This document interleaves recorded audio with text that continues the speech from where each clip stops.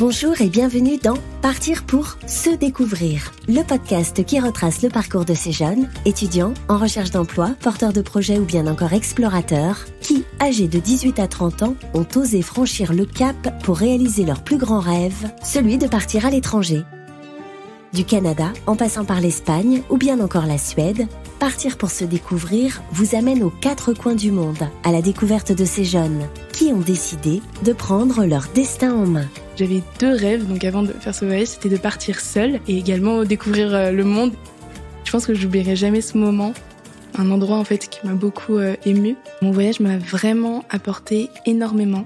Je suis beaucoup plus ouverte. Ça m'a tellement appris sur le monde et également sur moi-même. Ça m'a totalement formée. C'était une des plus belles opportunités de ma vie.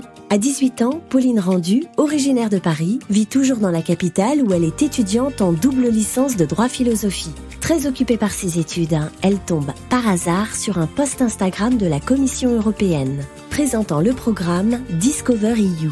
Intriguée, Pauline décide de participer à ce jeu concours qui propose de gagner un pass Interrail pour découvrir l'Europe. J'avais deux rêves, donc avant de faire ce voyage, c'était de partir seule. Et je m'attendais pas de le faire à 18 ans. Mais partir seule, c'était toujours quelque chose qui m'a inspirée et que j'ai voulu faire au cours de ma vie. Tout simplement parce que je voulais découvrir une facette de moi que je n'aurais pas forcément découverte dans un cadre que je connais. Et également découvrir le monde et des facettes de pays que je ne connais pas forcément. Et aussi, un de mes rêves, c'était de visiter la Scandinavie, qui est une région que je n'ai jamais eu l'occasion de visiter. Et qui m'a toujours intriguée. Et donc voilà, j'étais ravie de pouvoir le faire. Donc mon voyage, je l'ai organisé en 3 semaines. 3 semaines lors desquelles je suis partie de Paris et j'ai visité 5 pays. Je suis passée par les Pays-Bas, à La Haye, puis à Amsterdam. Ensuite, je suis passée en Allemagne où j'ai visité Hambourg, puis le Danemark où j'ai visité Copenhague, la Suède où j'ai visité Stockholm et enfin la Norvège où j'ai visité Oslo puis Bergen. Durant son périple, Pauline découvre de nouveaux modes de vie, des manières de faire ou de penser qui sont très différentes de ce à quoi elle a toujours été habituée.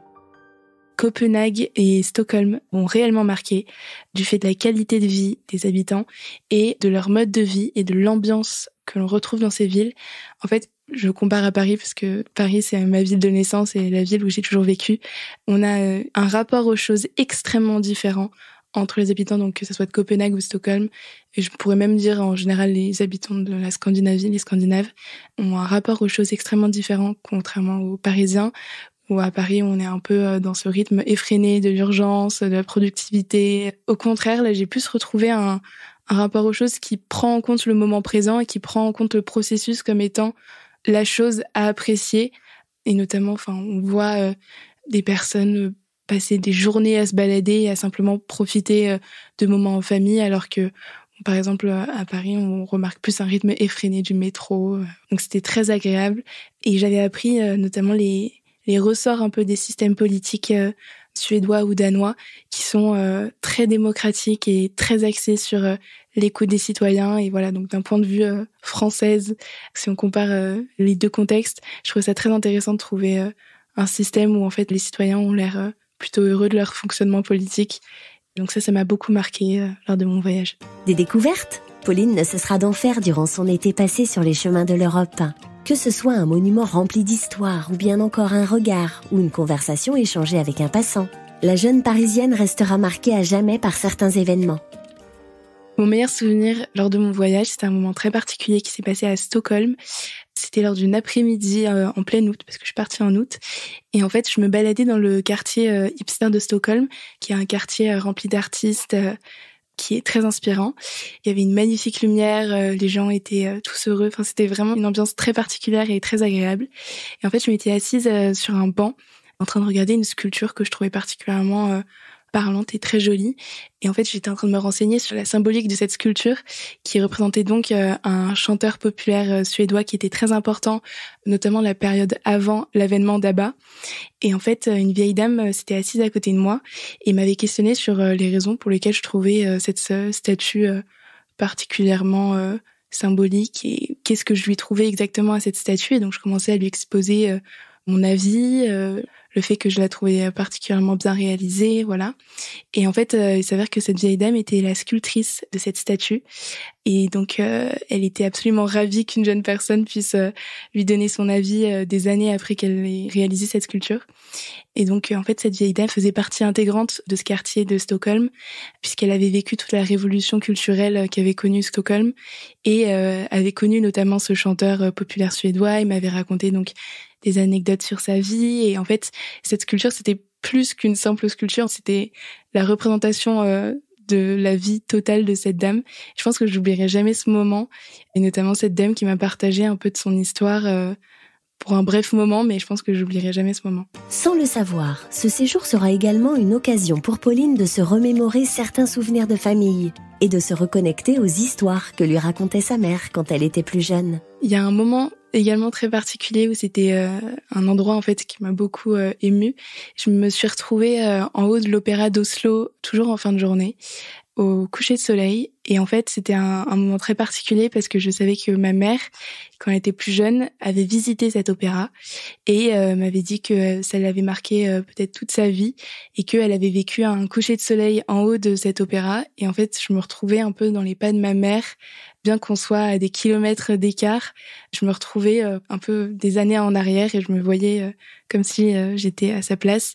Et j'ai trouvé ça très émouvant et je pense que je me souviendrai longtemps de ce souvenir.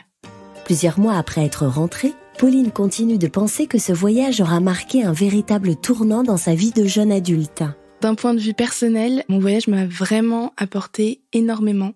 Je considère même que j'ai une personnalité peut-être différente ou même un rapport aux choses très différent entre ma personne qui n'était pas encore partie et moi maintenant.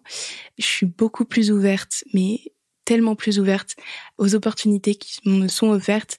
Je suis beaucoup plus ouverte à la rencontre de l'autre et à l'intérêt aussi que je porte à ce qui m'entoure et à ce qui est différent de moi.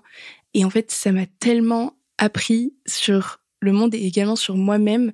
En fait, le fait de s'ouvrir et d'apprendre tout simplement la diversité, l'autre, une autre culture, une autre façon de vivre, une autre façon de voir les choses, ça nous éclaire beaucoup sur les possibilités qu'on a dans ce monde.